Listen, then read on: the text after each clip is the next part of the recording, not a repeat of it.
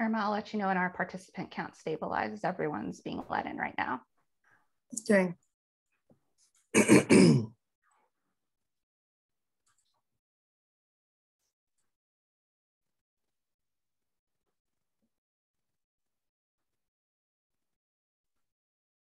Okay, it looks like everyone is in from our waiting room area. So Irma, you're welcome to get started.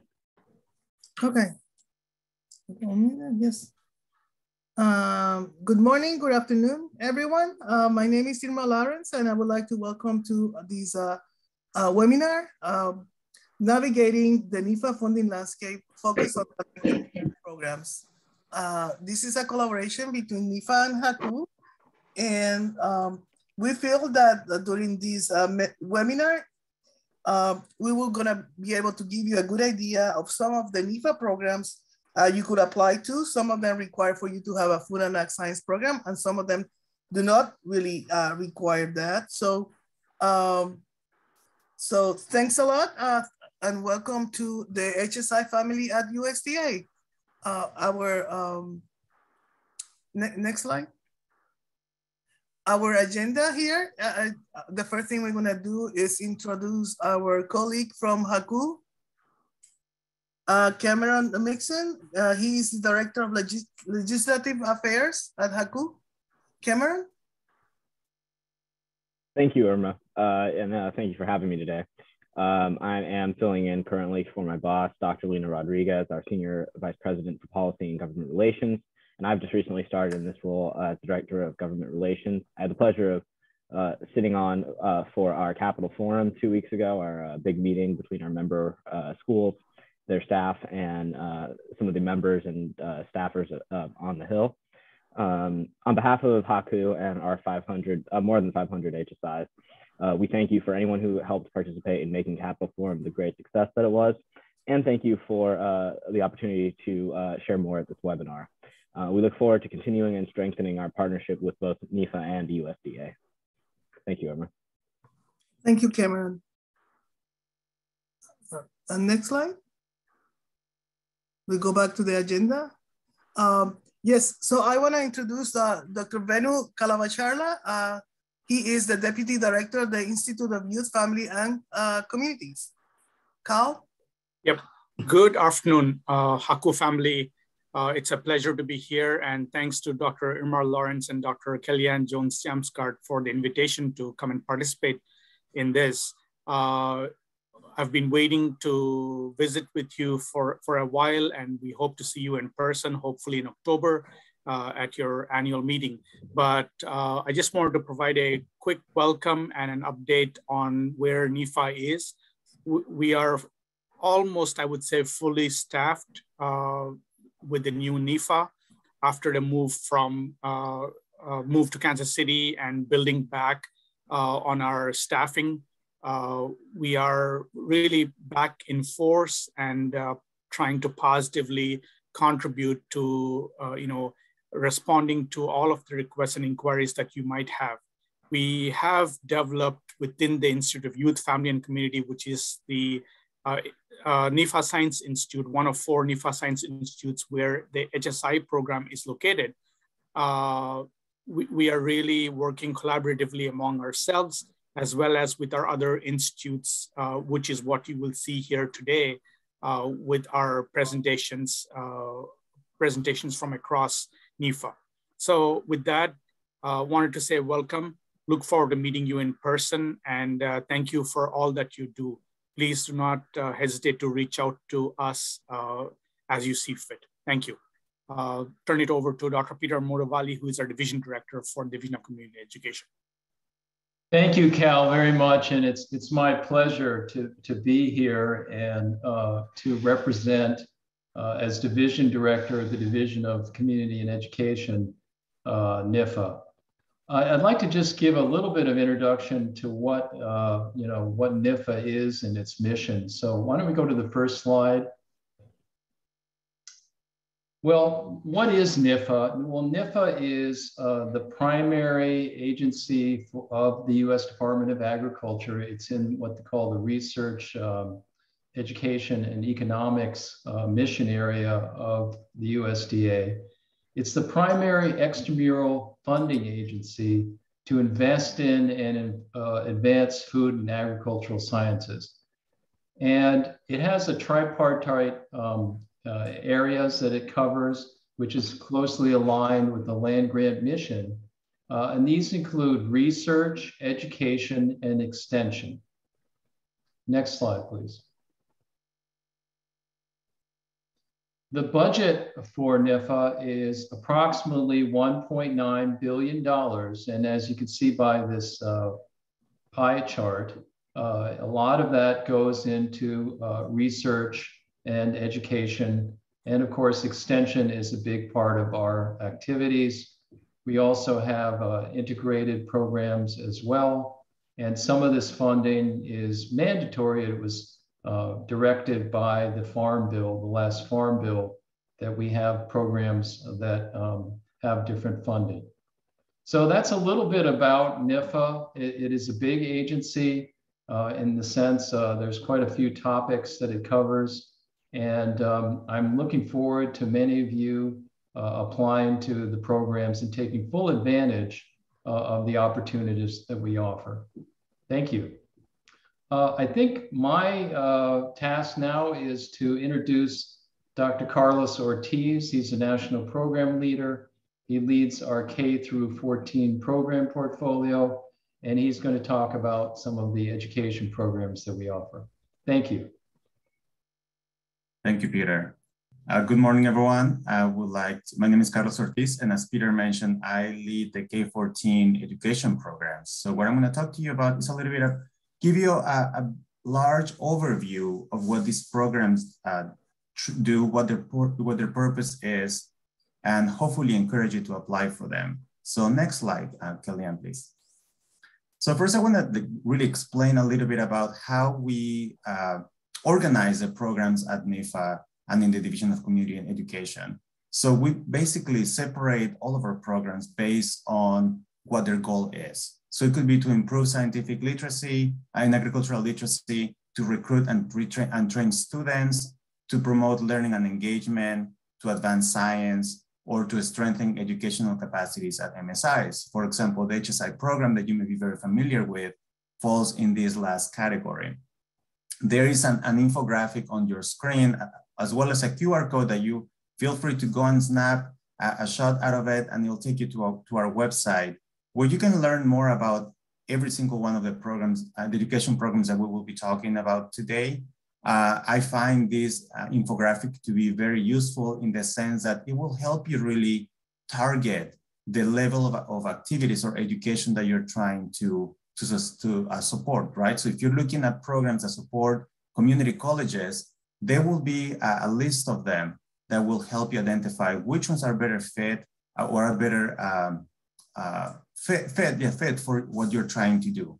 So with that being said, I'm going to talk about a few of our programs that we have. Some of the deadlines that for these programs have already passed, but most of the programs are actually offered in an annual basis. So if the deadline has passed, it still is a good time for you to learn more about the program and figure out if that's something that you would like to apply in the future. Next slide, please. So first we have the SPECA program. So it is the Secondary Education 2-year Post-Secondary Education and AGNE Classroom Challenge program. And really the goal of this program is to promote complementary and synergistic linkages among secondary, 2-year and higher education institutions. The goal here is to expand student career opportunities, as well as facilitate interaction between academic institutions. My slides will have a little bit of a lot of text, and that's for you to really to have them after. But really the goal here that I'll speak about is a little bit about what the main goal is for these programs. So in this case, we'll be expanding student career opportunities, as well as facilitating interaction among academic institutions, for example, 2+2 programs, or other mechanisms that will allow the student to move from one institution to the other while getting a degree or credits that can be used at the next level of education. Next slide. As I mentioned, in this case of the SPECA program, the deadline has passed for fiscal year 2022, but we are expecting to have the same program available with a deadline of February of 2023. We fund the SPECA program at 2 different levels. So the projects that you are eligible to apply to will have a budget limit of either $50,000 or $150,000. They have different project types. So the first one is for single institutions. The $150,000 project is for collaborations among institutions. Next slide. The next program that we have is the Women and Minorities in STEM Disciplines. And really the goal of this program is to increase the participation by women and underrepresented minorities from rural areas in STEM. What we're trying to do here is to support experiential learning, as well as the recruitment, retention, mentoring, and educational equity to provide to these students. So the goal of this program really is mainly how do we bring women and minorities into STEM? And how do we not only bring them, but also support them to make sure that they're able to continue their education and gather a degree after. Next slide. In the case of WAMS, we have projects with a total budget of $100,000. We are fortunate that this year we have $1 million for this program. In the past, we had a much smaller budget. So we're looking forward to see what programs we get and how we're able to support these goals. So as I mentioned, for fiscal year 2022, the deadline has passed and we expect to have a program for fiscal year 2023, but we don't have a date yet. So look forward to please go ahead and look at the RFA for this year and just become familiar if that's something, if this program supports something that you're interested in doing. Next slide. Now I'm really going to talk about some of the biggest programs that I have within my portfolio, and those are parts of the Agriculture and Food Research Initiative, or AFRI, Education and Workforce Development RFA. The EWD RFA is a huge document. It contains usually about 7 different programs, and I am fortunate to manage 2 of them. So as I mentioned, EWD is huge. So I would really encourage you to spend some time, familiarize with yourself with this RFA, and figure out which program or which programs you want to apply to. You are able to apply to as many of them as you are eligible to and as your project supports. So let's go to the next slide, Kellyann. The first one will be the professional development for ag literacy. The goal of this program is to train K-14 education professionals. In this case, we're not targeting students, we're targeting educational professionals. That means teachers, administrators, pre-service teachers, and so on. The idea for this program is to provide immersive learning experiences that will allow these educational professionals to better teach food and agricultural concepts in the classroom. As I mentioned, funds cannot be used to support student activities. Everything is related here to educational professionals. So teachers, administrators, pre-service teachers. We really encourage that the program is holistic in the sense that it will teach social-emotional skill development activities. In the case, the last 2 years with COVID, we really encourage to train teachers on how to be effective while doing in-person or virtual teaching. So again, the goal is here for them to have the experiences and the better tools to teach food and agricultural concepts and teaching in general in the classroom. Next slide. The budget for the PDAL program is $500,000 for a project period of 3 or 4 years. So it's $500,000 total. We are asking that you spend a minimum of 50% of the budget on participant support. And again, participants in this case are K-14 education professionals.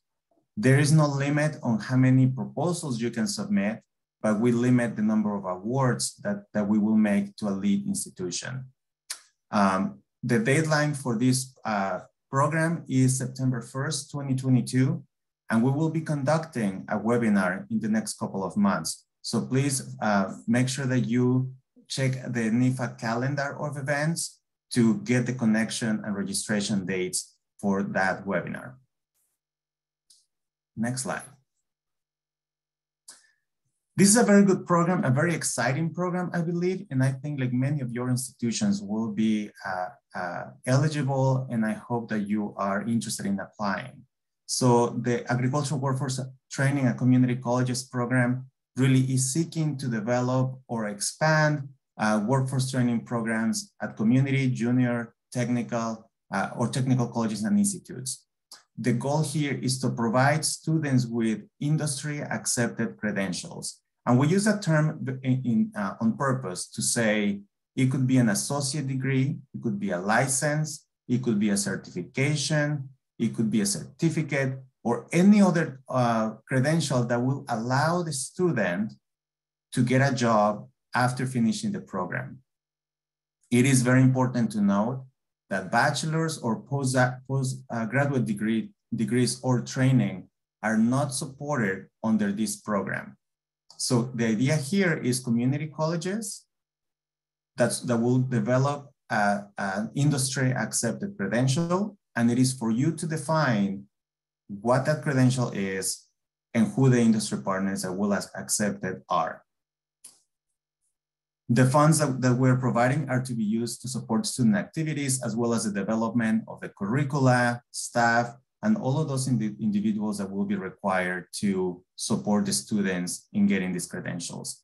This year, we have made a change to the program in the sense that we are actually offering 2 different project types to increase the capacity of these community colleges. Next slide.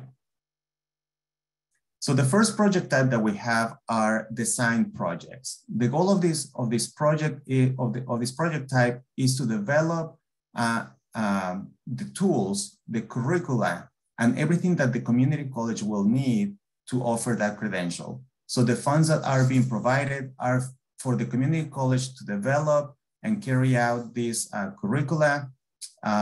We're looking here at mainly new workforce training programs. And we ask that within the application, you provide evidence of a highly likelihood that you're able to apply again to a future application that will help you expand your program. The second project that we have is implementation project.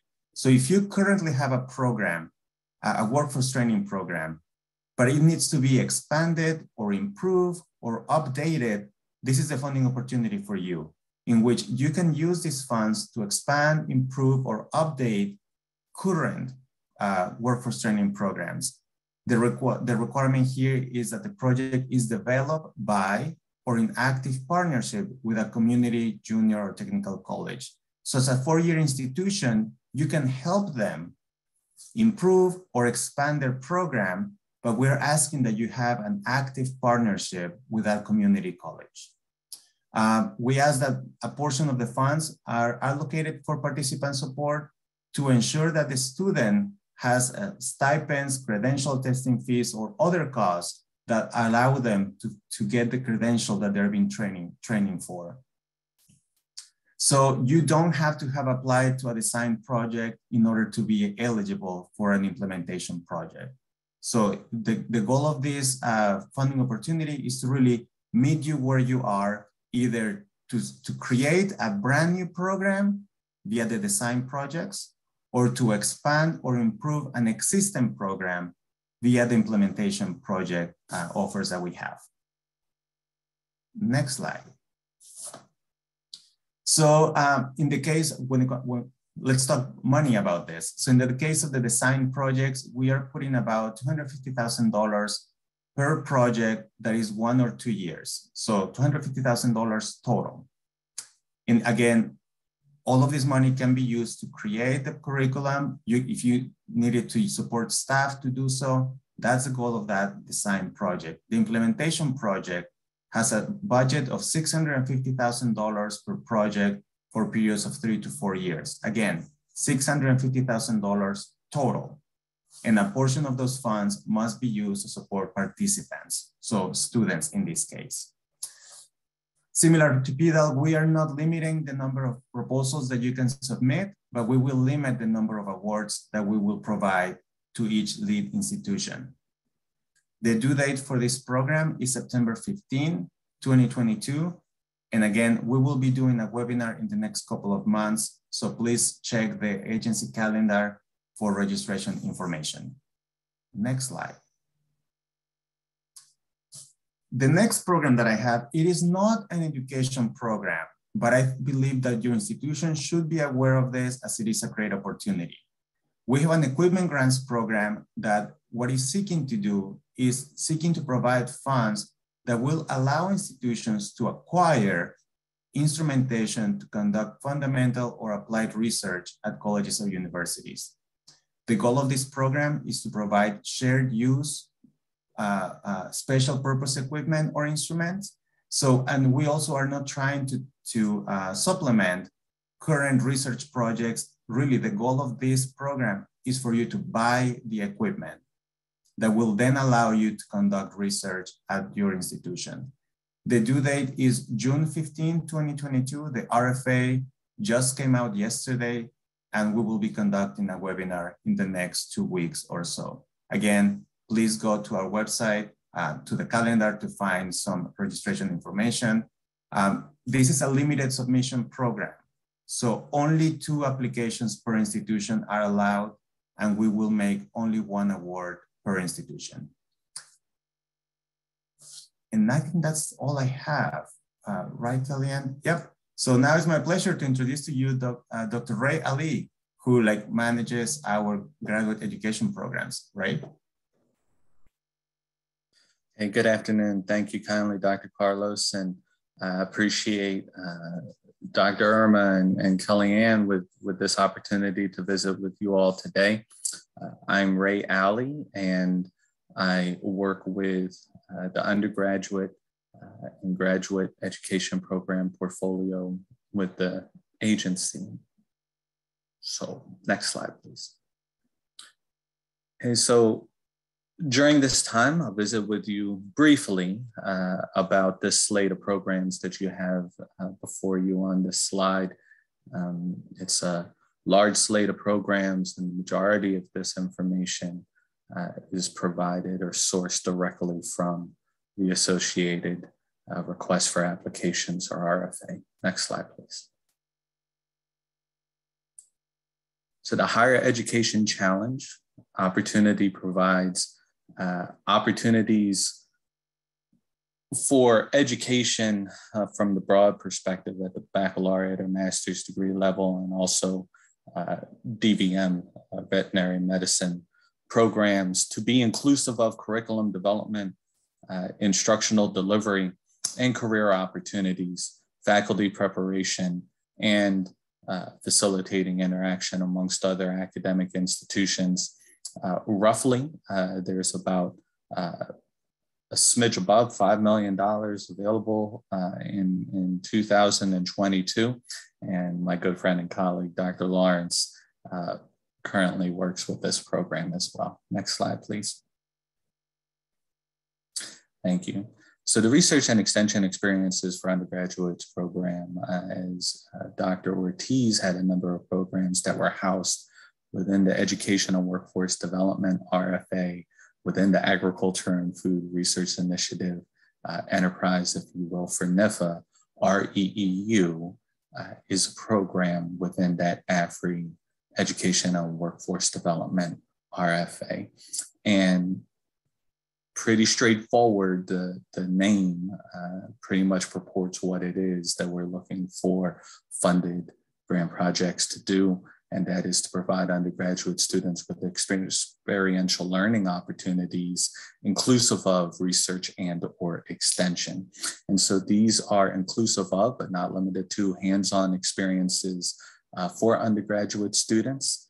And also a part of this year's REEU opportunity, because the program is off the top of my head about 4 or 5 years old now, education coordination network of national scope to work amongst funded REEU projects and to work within that type of coordinating realm, if you will. Next slide, please. So for this iteration, REEU projects for 4 years cap out at $600,000 request, or 5 years, $750,000 request respectively. The Education Coordination Network opportunity, and again, that's coordination realm of national scope, is $7.5 or $750,000 for 5 years. There are no proposal limits per proposal, but there is an award cap of 2 awards per lead institution. And the project types are all of them: research, education, extension, single function project types, or integrated projects. And the eligibility for AFRI proposals are garnered directly by project type. So if you were to go within the AFRI EWD RFA and you were to look at, I believe off the top of my head, the Part 3 section for eligibility, the eligibility is linked to the project type of your proposal. And the grant types are standard and strengthening as well. And that's also generated or garnered or described within the AFRI matrix, if you will. Next slide, please. Also focusing within the undergraduate realm, this opportunity for direct student support. That's a higher education multicultural scholars program. And these are scholarships providing tuition opportunities or scholarships for students that are historically underrepresented or underserved as defined by the department or the college or the school or the institution in and of itself, inevitably to pursue and complete baccalaureate degrees in the food and agricultural sciences, and that's inclusive of the Doctor of Veterinary Medicine degrees. So the focus of this is, of course, to increase the number of underrepresented and underserved students. And there's also opportunities housed within MSP to provide these students with experiential learning opportunities as well. Next slide, please. So the proposed budgets for MSP is a maximum of $230,000 for project periods of 5 years. If there is an inclusion of special experiential learning opportunities, that's $250,000. Again, there's no limit to the number of proposals, but each institution can receive only 1 award. These are education projects. And again, this is for scholarship opportunities for undergraduate students. Next slide, please. Somewhat analogous to our Multicultural Scholars Program, and this is actually found within the same original legislative authority, if you will, is a fellowship program for new master's and new doctoral students, and that's our National Needs Graduate Fellowship Program, or NNF. Again, purpose is to provide funding typically in the form of stipends to support new master's and or new doctoral students within areas within the food and agricultural sciences. So again, the levels are for master's level training, doctoral level training. There is the opportunity somewhat analogous to the experiential learning opportunities within MSP. There's the international study or thesis, dissertation, research, travel allowance for these graduate students within NNF. Again, the maximum for this is $262,500 for master's and or doctoral level support. Next slide, please. So for the proposed budget request, this is per capita. Master's level training requests for up to $41,000 for each fellow. Doctoral level training at $79,500 for each fellow. Again, this is per capita. With regards to the thesis or dissertation research travel allowance, that's $4,500 for a master's level fellow and $8,000 for a doctoral level fellow. Again, no cap on proposal limits, but the maximum an institution can receive is up to $5.25. So that is, in essence, 2 awards per lead institution for education projects, since these are graduate student support and for standard grants. Next slide, please. Also housed within our Agriculture and Food Research Initiative, Education and Workforce Development Portfolio, or EWD, amongst the slate of the programs that Dr. Carlos was speaking towards, is also this next slate of programs, the pre-doctoral and the postdoctoral fellowships.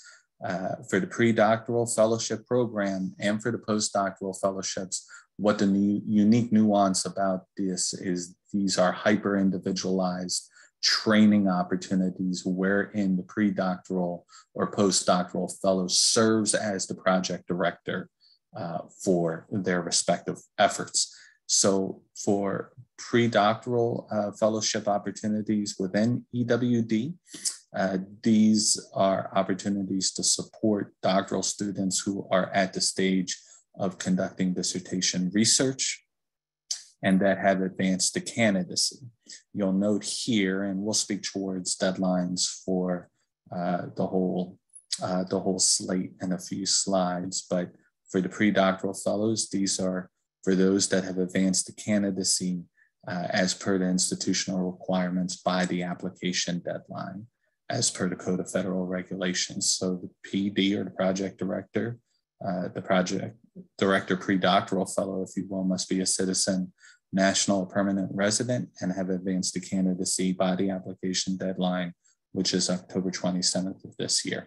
Again, the pre-doctoral candidate is the sole project director, and at the time of the award, fellows are required to carry out their projects on a full-time basis. Next slide, please. So this is the breakdown with regards to funding. It's $180,000 of an opportunity for the pre-doctoral candidates for a project period of up to 3 years.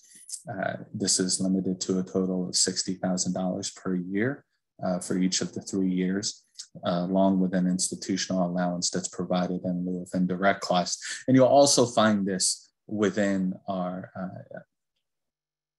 Multicultural Scholars Program and National Needs Fellows Program, programs that provide direct student support in the form of stipends or scholarships. You'll see an institutional allowance in lieu of indirect costs per capita. Project types are all of them, and the grant types are within the pre-doctoral fellowship arena within AFRI. Next slide, please. For the postdoctoral fellowships, again, akin to the pre-doctoral fellowships, the purpose of this is to develop professionals to enter research, education, and extension fields, and also to provide them, if you will, more flexibility and agility and competitiveness within the different sectors for their potential careers in government or the private sector. So for the eligible postdoctoral fellows, they have a 3-year and a 9-month window with regards to the satisfaction of all their doctoral degree requirements, and that's somewhat rooted by the application deadline as well. Again, there is a 100% effort requirement and sole project director requirement for the postdoctoral scholar. Next slide, please. So for proposed budget request, that's $225,000 for 2 years. So the pre-docs could request up to 3 years. For pre-doctoral candidates. For the postdocs, there's a maximum of a 2-year request, and the funds must be predominantly for salary or stipend, but other expenses are permissible as long as they're justified. Institutional allowance as well, $3,000 per year. The project types are all of them, and grant types are postdoctoral fellowship grants only. Next slide, please. So these are the proposal deadlines for the research and extension experiences for undergraduates. We have a proposal deadline upcoming of August 18th of this year. For the Multicultural Scholars Program, that deadline has already passed. For NNF, that is coming up in about 5 days from now. For the pre-doctoral fellowships, that's October 27th of this year. And for the postdocs, that's September 8th of this year. Next slide, please. Okay, so these are all the ways to virtually contact me. And should you have any questions, please don't hesitate to send an email to any of these addresses if there's further interest or further questions with regards to the nooks and crannies of some of these aforementioned programs. As Dr. Carlos provided earlier, that pipeline information with regards to the entire continuum of our education programs from K to 14, the whole way through the postdoctoral programs. This is the link for that pipeline as well. Next slide, please. Okay, at this point, and again, just thank you for the time and for the opportunity to visit with you again. There are multiple ways to contact me or the team that I have the pleasure to work with should you have any questions. And it's my pleasure to introduce my good friend and colleague, Dr. Dennis Ibadagi, to talk about the beginning farmer and rancher development program. So Dr. Dennis, the floor is yours, sir. Yeah, many thanks, Dr. Ali. I appreciate it. Dr. Irma, Dr. Kellyann, thank you for the invitation. And here we're gonna have Dr. Kyle, who works with me in beginning farmer and rancher development program, to bring the first portion of this discussion.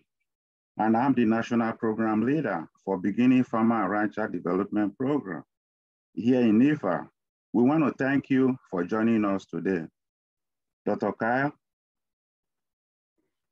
Good morning, everyone. Again, thank you, Kellyann and Irma, for inviting Dennis and I to talk about the Beginning Farmer and Rancher Development Program. I'll go over some of the basics and some of the ins and outs and history of the Beginner Farmer Rancher, and then Dennis will take over at the end. Again, Dennis is a national program leader. You can see his email there on the slide. And myself, I am the program specialist. Also, my email is on the slide. So if you have any questions, because this will go by pretty quickly, please get a hold of us after the presentation. We'll be happy to speak to you. Next slide, please. All right, so the Beginner Farmer and Rancher has a long history, but one of our major goals is real simple. We want to make sure that the next generation of farmers is able to continue farming throughout their family line, keep their family land, and are productive in their family endeavors. Next slide, please. The average age of American farmers is now 58, and the trend is moving upward. So we know that as the farmers get older, they have more challenges with farming. And so one of the things that Beginner Farmer and Rancher does is to look for farmers that will take over in their spot. The youth, we want to encourage to join organizations such as 4-H, FFA, in the hopes that they will have a future in agriculture and be involved in farming. In these projects, as many of you know, they show animals, they go to local state fairs, they harvest crops.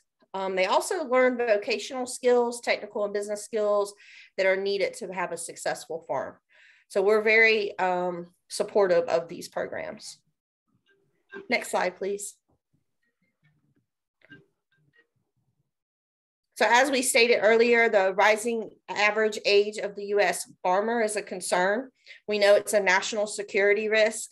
We know it's a local security risk, as well as nutrition risk, and also food sovereignty and food justice. So 8% of projected disease in the number of farmers and ranchers between 2008 and 2018. There's a growing recognition that new programs are needed to address these issues, and that's why we have this Beginner Farmer and Rancher program. The Agriculture Improvement Act of 2018, also known as the Farm Bill, authorizes a beginner farmer and rancher program, and provides us mandatory funds to support different areas such as education, mentoring, technical assistance in the beginner farmer and rancher program. Next slide, please. So the definitions that we kind of follow at the beginner farmer and rancher level, we use the USDA beginner farmer and rancher definition of what is a beginner farmer. And that is a person who has operated a ranch or a farm less than 10 years and is either the sole operator or the farm owner. Beginner farmers tend to be younger and established farms to operate smaller farms and ranches, some of which may provide an annual production. Beginner farmer and ranchers often face in these small productions a lot of obstacles and high startup costs and are limited to land and other resources. Next slide, please. So these are some of our goals with the beginner farmer and rancher. The primary goal is, of course, to increase the number of successful farms across the country, farms and ranches. And with that, the knowledge, skills, and tools needed to be successful. So in that, we provide education for mentoring and technical assistance to trainees through funding for programs.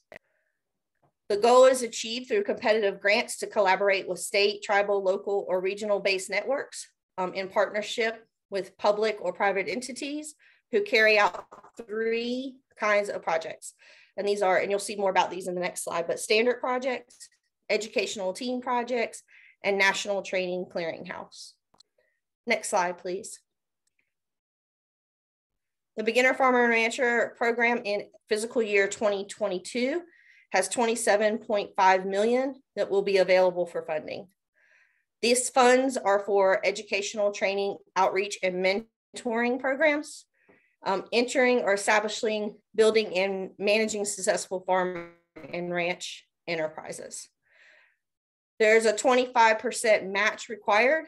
It could be waived if you're working with underserved populations, and you need to request the waiver in your proposal. Our deadline for this is May 19th, 2022 at 5 p.m. Eastern Standard Time. Next slide, please. These are the different categories of our projects, as I stated in a couple slides back. The standard grants provide local and regional training, educational outreach, and technical assistance. We have 3 different kinds of standard, $150,000 a year for 3 years, the length of the project. The small standard grant is up to $100,000 a year for up to 3 years. And then finally, our simplified standard grant, which is less than $50,000 for 1 year. So that would be less than $50,000, not $50,000 itself. The educational team grants are to improve beginner farmer and rancher education in the U.S. And that is for up to $250,000 a year for up to 3 years. And so if you do the math, you see that $750,000 total. Next slide, please. Finally, we have the category of clearinghouse, and this is up for $750,000 for 3 years. There are 3 objectives for the clearinghouse, and that's to maintain and enhance online accessibility library for the Beginner Farmer and Rancher program, training, mentoring, and outreach materials produced for the project's funding. The next one is facilitate, sharing, collaborate, and use of curricula and information. And finally, assist in enhancing outcome-based reporting. And if you have received any information from the Beginner Farmer and Rancher, if you're on our listserv, you will often receive emails from the clearinghouse that presently holds the award. Next slide, please. The Beginner Farmer and Rancher standard projects provide local and regional training, educational outreach, and technical assistance, like we said, for up to $250,000 per year for 3 years. This includes financial management training, whole farm planning, conservation assistance, diversification of marketing strategies, curriculum development, and other subject areas of use with the Beginner Farmer and Rancher program. You can find a lot of this information on our Beginner Farmer and Rancher program page. And you can also email Dennis or I, and we can definitely get you some more information depending on what you need to be able to be successful. Next slide, please. The grant recipient must collaborate with state, tribal, local, or regional-based network or partnership of public and private entities. These can include state cooperative extension services, federal, state, and tribal agencies, college or universities, including an institutional awarding an associate's degree, foundation, or any other appropriate partner. Priority given to community-based and non-governmental organizations with expertise in agriculture production, training, and outreach for beginner farmers. Next slide, please. So here are some of the key topic areas that many of our programs currently have, which is capital, farm management, marketing, land access, and production. Of course, these are key to a successful farm endeavor and for farmers, so they often include these. Next slide, please. The target audience, which is important to know when you're putting in a proposal. BFRDP serves new farmers and ranchers of all types. This includes small, mid-size, and large, organic and conventional. Commodity producers and specialty crop growers, younger, middle-aged, and older farmers, limited resource farmers, military veterans, socially disadvantaged farmers, farmers and refugees planning to become farmers, and immigrant farmers. And so if we look at this list, we can definitely imagine that a lot of these overlap and intertwine. We know a lot of our military veterans are of different races and different backgrounds, limited resources often. And then as we stated earlier, there is a lot of older farmers that are continuing the farm or beginning to farm. So we serve all these different audiences, and the programs that we fund will have, you'll see a lot of overlapping within these categories. Next slide, please. Okay, I believe Dennis is going to take it from here. And thank you again for your time. Yeah, thank you, Crystal. These are fruits and vegetables, and most beginning farmers and ranchers focus on the production of fruits and vegetables, as well as livestock. And in the interest of time, I would like to introduce Dr. Alma Lawrence. Dr. Lawrence? Yes. Go ahead, please.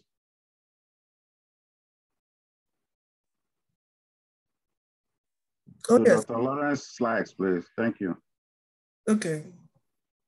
And one of the things we have done, we have included some additional information where the beginner farmers and ranchers are, what kind of products they do, some examples.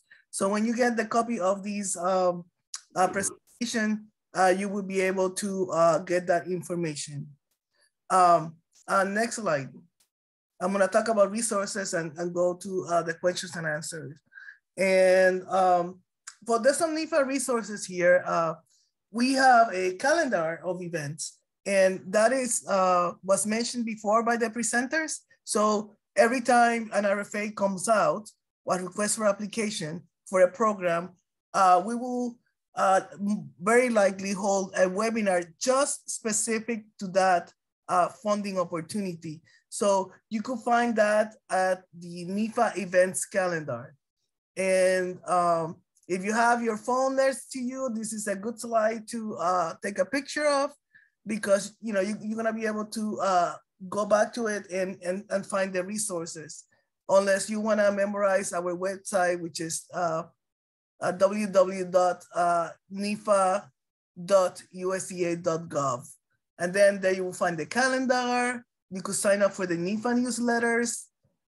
You could find our blogs. Of course, there's also the funding opportunity page. and the upcoming RFA calendars. So you will know what's happening, what kind of funding opportunities there are.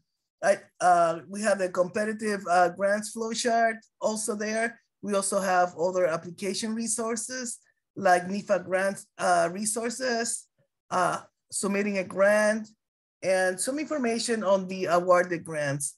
And the whole idea is, and the whole idea of me holding us this webinar is to showcase other grant funding opportunities. And as we mentioned before, there's $1.8 billion. Most or at least half of these, almost half of this programming, it's competitive. And I'm always talking about the HSI Education Grants Program, which we close and we have about $14 million. But once you're done applying to that and you graduate from applying for the Hispanic Serving Institution Education Grants Program, you could actually see as NIFA as having other programs that are available to you and you could qualify to, and you could serve your student body with. So having said that, let's go to the next slide. Another important, very, very important thing, and I like this QR, it's to volunteer to become a panelist. One of the best way to learn about how to write grant applications is reading all these people's work and actually being a panelist and reviewing the materials and you will see the dynamic that happens during the panel review, what happens to your application. You spend a month, 2 months writing an application, and in many of these cases are 20 pages double spaced, and you don't know what happens. It disappears for so many, maybe 2 months and you don't hear anything. But if you become a panelist, as long as you don't have conflict of interest, you could actually see what happens to the application, how it is discussed and how it is processed and how they're ranked and how the proposals are selected for funding or recommended for funding. That's what the panel does. So this is another, scan here and visit our website and put your name in. Let us know if you want to be a panelist for a certain program, but actually signing up for becoming a panelist is the best way to do so. Next slide. I wanted to mention this upcoming NIFA event. We're gonna have a live listening session in the byproduct pilot program that's happening April 28th. So if you wanna register for that, you wanna learn more about what the byproduct pilot program is, this will be a good time to do that. Next slide. And now we want to take your questions. And Kellyann, I think I left you. You haven't introduced yourself. I'll come back again if you don't mind, and introduce yourself. Although almost everybody know you already, because many times you are the one who is working and communicating with them. So Kellyann. Sure. Hi, everyone. My name is Kellyann Jones-Jamtgaard. I'm the program specialist for the Hispanic Serving Institutions Education Grants Program. So I work very closely with Dr. Lawrence. And we're going to start off our question and answer session. If you have questions that you'd like to ask, you can type them in the chat. You can type them in that Q&A box. And if you'd like to ask your question live, just raise your hand and I will get you off of mute to be able to ask that. So the first, and I believe we still have all our program staff here. So we have a couple questions for Dr. Ali about his programs. And so I'll just read those for him to respond to. And so the first question is from a previous applicant to the MSP program, and they're curious about what would you consider the most important characteristics of a successful grant proposal? Sure, thank you, Kellyann, and I appreciate that question. That is not an uncommon question, and a question I'm sure all of my colleagues and friends here receive on a pretty frequent basis. But speaking specifically with respect to MSP, if we look at it from a linear continuum from recruitment to matriculation, ultimately to graduation, the ties that bind a lot of that is what is the novelty and innovation above and beyond what the institution typically provides for the support of the students from the faculty and the mentors and also the peers, so that the attrition rate is 0% and the retention rate is 100%. And then at the end of the day, the undergraduate students are more agile with regards to dipping directly into the workforce or pursuing further graduate education. So it's all very, very contextual with respect to that novelty and innovation as articulated by the applicant. Thank you. Okay, and the next question for you, Ray, is about the next two are about the REEU program. And the first is, are the REEUs mainly for running a program with multiple students involved, or do they also cover funds for just one student in my lab? Sure, and I appreciate that question. And given that the REEU program is currently being openly competed, I'll be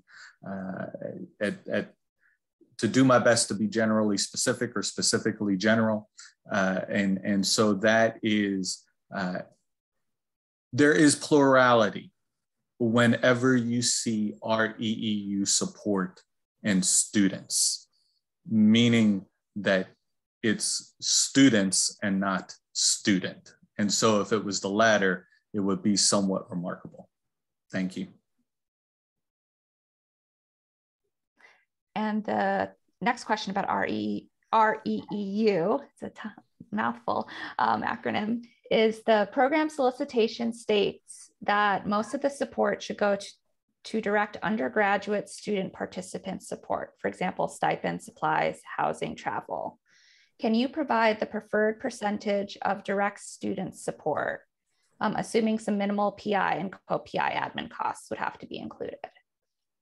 Sure, thank you kindly for that question as well. And again, somewhat akin to my earlier responses, because REEU is being openly competed, the guidance is as indicated specifically within the RFA. So there is no striation with numerical percentages of what needs to go where with respect to the budget. It is incredibly contextual with respect to the institution and what they are proposing with regards to their scope and the objectives. So of course the budget should be reasonably commensurate along with the RFA requisite guidance of the focus and the predominance of the budgetary support being for the benefit of the undergraduate students, again, within the fiscal context, if you will, of the indirect costs and other items. Thank you. Thank you, Ray. And the next question is, any program staff can answer this. Are there any internship opportunities for undergrad students involving working with the USDA, mainly with a USDA grader?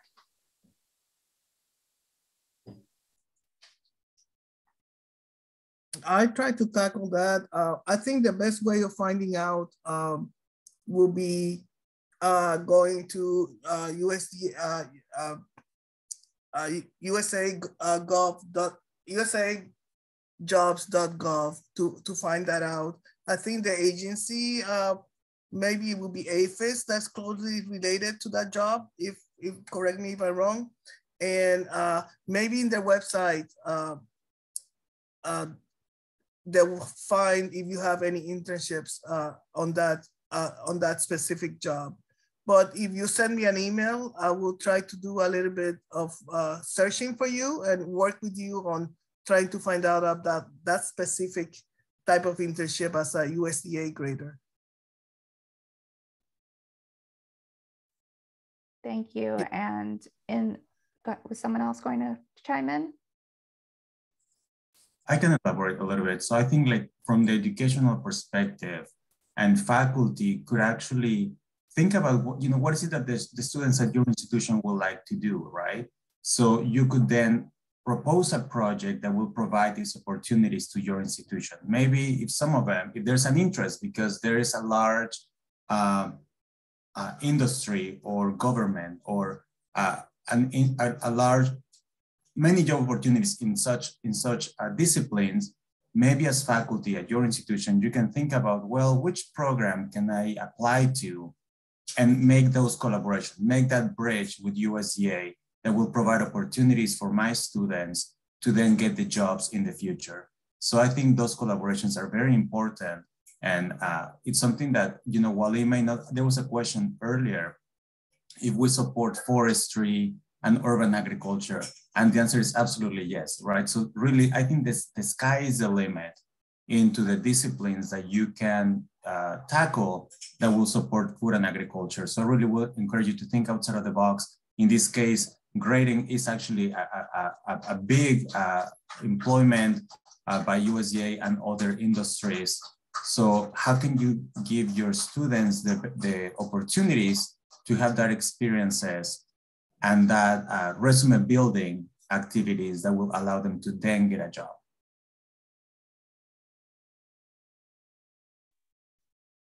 Thank you, Dr. Ortiz. And then the next question is actually for you about AWT. Can universities partner with community colleges to develop and offer together certificates? Absolutely.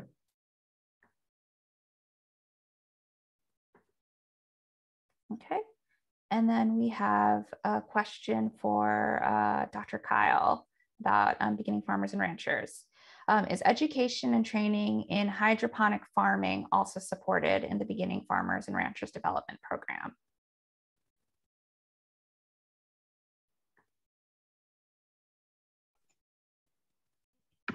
This is Dennis. Sorry. Yes, that would be supported as long as it's for a program and as long as it's not for research.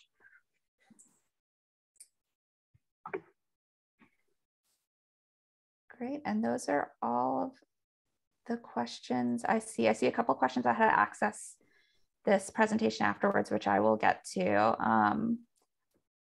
Just trying to see if there are any more related to our programs. And I'm seeing no other questions in the chat or the Q&A box. Anyone who wants to raise their hand to ask something?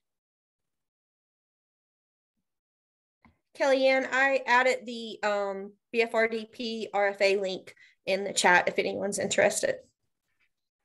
Great, thank you for that, Crystal. Kellyann, I just wanted to also, this is Peter Motivale, I just want to also put in a plug for the capacity building grants for non-land grant colleges of agriculture. That's another program that does have some education focus to it. The major challenge is that you have to be an eligible institution to apply to it, meaning that you have to be a public university and also have a program in agriculture. And so I urge those of you who are interested in this program to look it up and then maybe urge your institution to apply to become eligible for that particular program. Thank you, Peter. And there's another REEU question in the chat for Ray. Are you able to share anything about the percent funding for the REEU programs? Sure, I'm just doing a quick calculation in my head. I would say it varies from year to year. The REEU program is about 5 years old, but smoothed out over the past 4 or 5 years, I would say that funding rate hovers anywhere from 18 to 23%. and that's given to the differences in the volume of proposals, as well as the respective per annum appropriation for that, or for that respective time. I would also gently offer that the only definitive outcome is if you do not apply. Thank you. Thanks, Ray. That's a great reminder for everyone. And then Irma, this one would be for you. It's also about funding rates. What is the funding rate for the HSI grants program?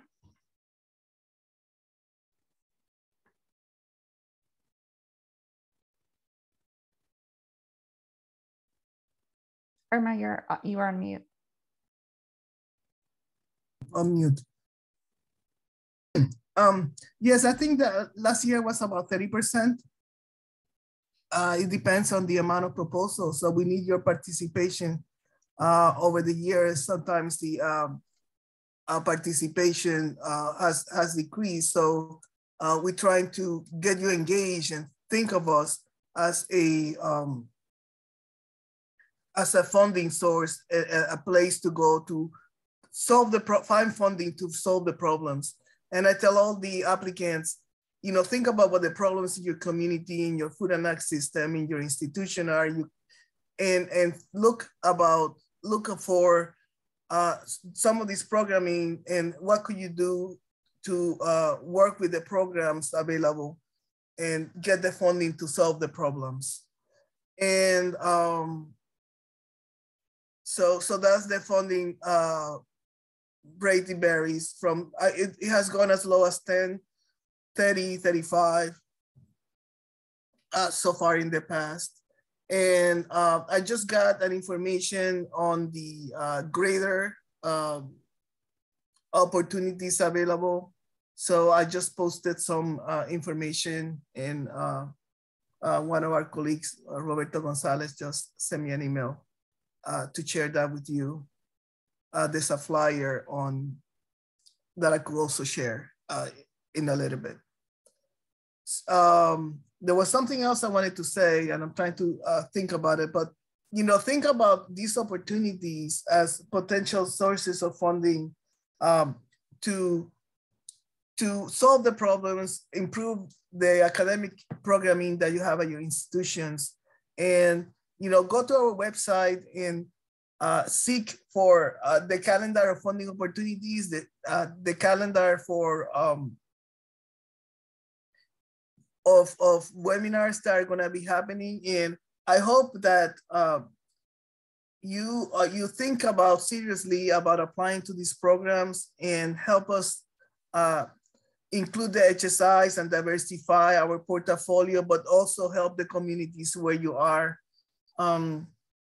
So with that, you know, any other questions, any other comments from anyone? Yeah, we did get another question in, and this is another question for Ray. For our EEU, will there be any supplement funding available to existing projects to cover increasing expenses due to inflation or other factors? Sure, thank you kindly for that question, Dr. Kellyann, as well. And as per the 22 EWD RFA, there is no supplemental funding type for our EEU. The verbiage is that previously awarded our EEU projects that wish to continue their program should reapply as a new application and include a progress report. And these applications will be competed with new and resubmitted applications. Thank you. Thank you. And we have an additional, go ahead. If I may just expand a little bit on that funding rate, and I would really encourage the applicants to not dwell too much on that. Don't really pay that much attention to the funding rate of it, because as Ray mentioned, it depends on the applications that we got that year and the appropriations that we got that year. I think the important part when you are designing a project and thinking about submitting a proposal is to really ensure that what you're trying to do fits within the program priorities, fits the goals of what the program is trying to fund. Don't design a project that is on the fringe of those goals. Make sure that what is allowable within the program and that it carries the goals and objectives of the same program. If you do that, the possibilities of you getting funding may be higher. So don't worry too much about what percentage we have funded in the past. It's more about how well fit the proposal that you have developed fits within that program goals and priorities. And we do have another question, and this is a general one, so anyone can take this one. It's about funding opportunities for extension services programs through our local land-grant university. Are there specific grant programs available for extension programming, and where could I find that information? I can take a swing of that. So it depends on what you're trying to do with extension, right? So we have within the Education and Workforce Development RFP, at least one funding opportunity for, is called Food and Agriculture Non-Formal Education. And it's very much squared on the extension side, right? On the non-formal education side, to teach youth how to, about like food and agricultural concepts, food and agricultural advancements and technology. So it really depends on what you're trying to do with extension and the type of topics that you are seeking funding for. So if you want, just feel free to send me an email. My email is carlos.ortiz@usda.gov, and we can certainly chat a little bit about and see which programs may support what you're trying to do. And as we begin to wrap up, I will second what Dr. Ortiz just said and say that you are welcome to contact any of the program staff that appeared on today's webinar, the national program leaders or the program specialists, especially if there's something you're interested in that we didn't cover today. We can always get you the right contact information and send you more information about our funding programs. And I will go ahead and advance to our non-discrimination slides so everyone can read that as we wrap up. We did record today's presentation and I will send out a link when the recording is ready, as well as a PDF of the slides. And some of our program staff have been putting some really great information in the chat as well. And so I will include the links that they've provided in my follow-up email to everyone who registered for today's webinar. And feel free to share this information with colleagues who are not able to attend today. And I'll turn it over for any final comments from our program staff or from Dr. Lawrence. Kellyann, this is Crystal with Beginner Farmer and Rancher Development Program. I included an invitation if anyone wants to come to our webinar for grant writing. Dennis and I will be hosting one on April 26th. If you put your email in the chat, I have it and I'll send you an invite. If not, I'll put my email in the chat and you can send me a direct email and I'll send you the invite for that if you're interested. Thank you. Thank you, Dr. Carl. Any other comments from the NIFA staff? Okay. Thank you so much for attending and keeping up to towards the end. We're here to help. Our job is to make sure you get all your questions answers about the request for applications, so you could help get the best guidance we can give you to write a successful application. One of the things I find important, and it's nice to get funded and get the monies.